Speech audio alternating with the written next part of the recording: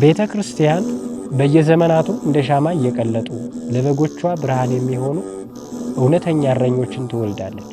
ዛሬ ከነዚህ ደገኛ አባቶች መካከል አንዱ ለምዕመናን የሚሳሱት ለትውልድ ስነ ምግባር የሚጨነቁት የብፁዕ አባታችን አቡነ ይስሐቅ የወላይታ ሀገረ ስብከት ሊቀ ጳጳስና የቅዱስ ሲኖዶስ አባል 9ኛ ዓመት በዓለ ሲመታቸው የሚታሰብበት ታሪካዊ ቀን ነው።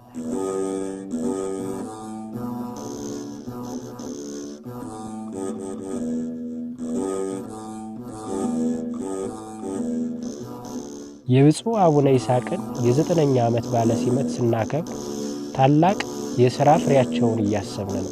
ብፁዕነታቸው የጵጵስና ማዕረግ ከመቀበላቸው በፊት በሀገረ ስብከቱ በተለያዩ የሥራ ኃላፊነቶች ቅድስት ቤተ ክርስቲያን ያገለገሉ ሲሆን የወላይታ ሀገረ ስብከት ሊቀ ጳጳሱ ነው ከተሾሙበት ከ2009 ዓመተ ምህረት እስካሁን ድረስ በገጠርና በከተማ ባደረጉት ጠንካራ መንፈሳዊ አገልግሎት የተለያዩ ምዕመናንን በማሳመን በማስተማርና በማጥመቅ በርካታ አብያተ ክርስቲያናትን አሰርተዋል።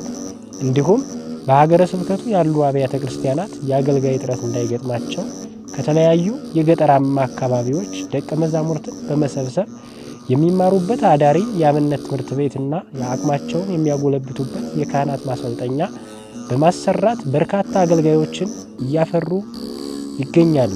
ብፁዕነታቸው የሰሯቸው እኛ ግን ያላወሳናቸው በርካታ ስራዎች ያሉ ሲሆን ነገር ግን 9ኛ ዓመት በዓለ ሲመታቸውን ለማሰብ ለእናንተ ለክቡራን ተመልካቾቻችን ከብዙ በጥቂቱ ከረጅሙ ባጭሩ ይህንን አስቀኝተናችኋል።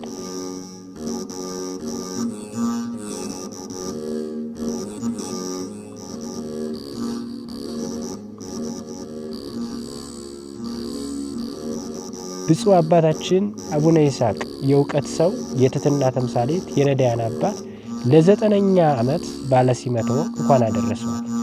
እግዚአብሔር አምላክ ረጅም ዕድሜ ከጤና ጋር ሰጥቶ ለቅድስት ቤተ ክርስቲያን በመንበረ ስብከትዎ ያቆይልን።